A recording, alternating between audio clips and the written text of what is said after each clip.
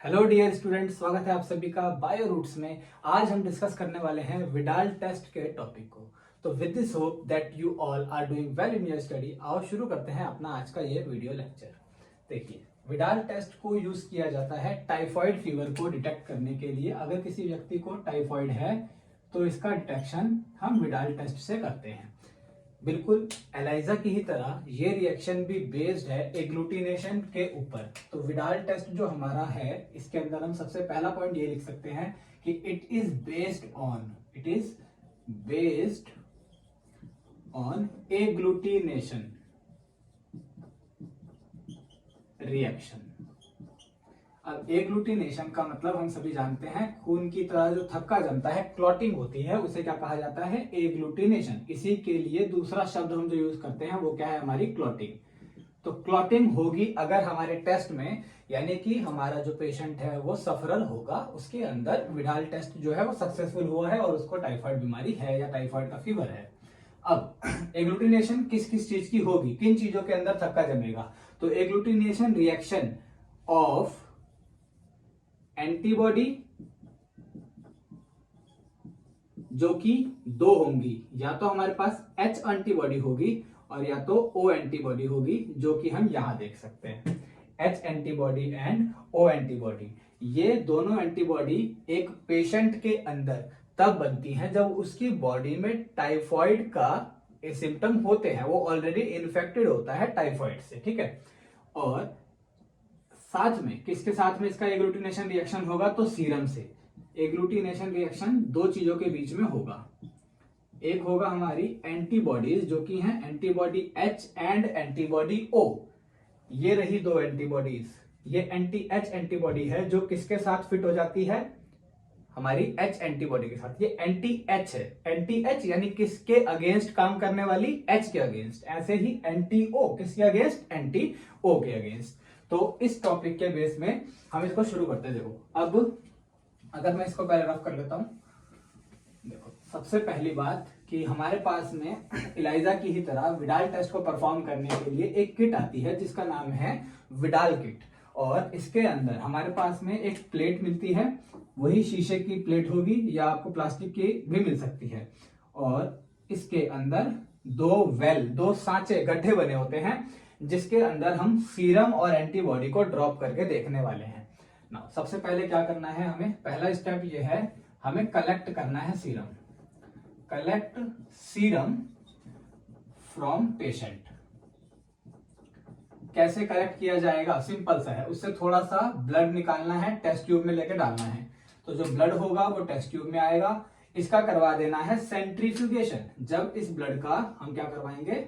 Centrifugation करवाएंगे। तो इस ब्लड के अंदर क्या होगा? बाकी चीजें नीचे रह जाएंगी और जो इस ब्लड के अंदर सीरम होगा वो यहां पर आएगा ऊपर। ये वाला पार्ट भले मैं ब्लू रंग से बना रहा हूं, बट एक्चुअली में ये वाला रंग होता है येलो। ये येलो कलर का होता है, येलो कलर सीरम, इसे कहते हैं हम सीरम। और ध्यान रखना है, all antibodies present in serum. All antibody present in serum. अगर इस व्यक्ति के शरीर में कोई एंटीबॉडी है तो वो कहां मौजूद होगी? इसके सीरम के अंदर मौजूद होगी। इसीलिए हमने सीरम निकाल लिया ताकि हम इसके सीरम में ढूंढ सकें एंटीबॉडी H और एंटीबॉडी O को। तो अब देखते हैं, अब हमें क्या करना है? इस सीरम को कलेक्ट करना है। तो इस सीरम को आइसोलेट करो यहां से, और इसे आइसोलेट करके एक एक ड्रॉप इसकी प्लेस कर दो विडाल प्लेट के अंदर।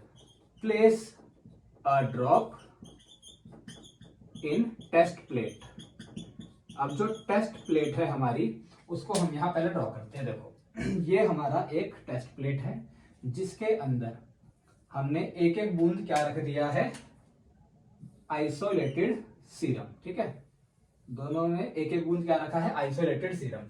अब क्योंकि हम ये मान रहे हैं हमारा पेशेंट ऑलरेडी इन्फेक्टेड है, तो इसके अंदर सीरम के अंदर दोनों तरह की एंटीबॉडी आएंगी, एंटी H एंटीबॉडी और anti H antibody and O antibody, ये दोनों एंटीबॉडी यहाँ आ गई जो ये रही, ये उसके पास पहले से है। अब क्या करना है, अब हमें इसमें ऐड करने हैं हमारे सीरम, ये वाला सेकंड पॉइंट है, add anti H and anti O serum in each well. लेकिन एक में H वाला डालेंगे और एक में O वाला डालेंगे। फॉर एग्जाम्पल इसके अंदर ऐड कर दिया हमने एंटी H सीरम और इसमें ऐड कर देंगे हम एंटी O सीरम। H वाले को हमने स्क्वायर शेप से बनाया है, तो क्या होगा, वो इसके अंदर आकर के इस वाली एंटीबॉडी के साथ में जुड़ जाएगा, है ना। और इस एंटीबॉडी का नाम क्या है, इसका नाम है H एंटीबॉडी, है ना। ये वाली जो एंटीबॉडी है ये कौन सी है, H एंटीबॉडी।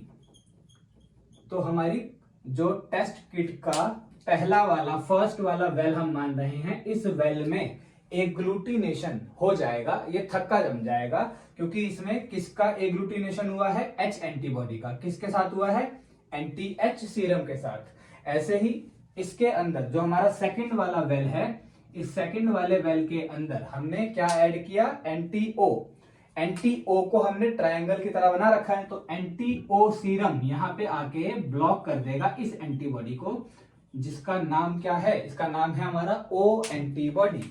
तो ये वाली जो एंटीबॉडी है O एंटीबॉडी है, ये ब्लॉक हो जाएगी, क्लॉट हो जाएगी किसके साथ में, एंटी O के साथ में, और इन दोनों के अंदर क्लॉटिंग दिखेगी। अगर क्लॉटिंग है तो हम कह रहे हैं कि उस पेशेंट के, उस व्यक्ति के शरीर में टाइफॉइड की एंटीबॉडी है, इसका मतलब वो बीमार है। अब ये टाइफॉइड की एंटीबॉडी किसी ऐसे व्यक्ति में नहीं हो सकती है जिसको टाइफॉइड का इन्फेक्शन हुआ ही नहीं है, क्योंकि ये हमारी बॉडी में केवल तब बनती हैं जब हमें टाइफॉइड का इन्फेक्शन ऑलरेडी हो रखा होता है। तो ये था एक छोटा सा लेक्चर, आई होप आपको ये समझ आया होगा। अगर कोई डाउट है तो आप मुझसे कमेंट बॉक्स में पूछ सकते हैं। मैं मिलूंगा आपसे नेक्स्ट वीडियो में। अंटिल स्टे ट्यून्ड, जय हिंद।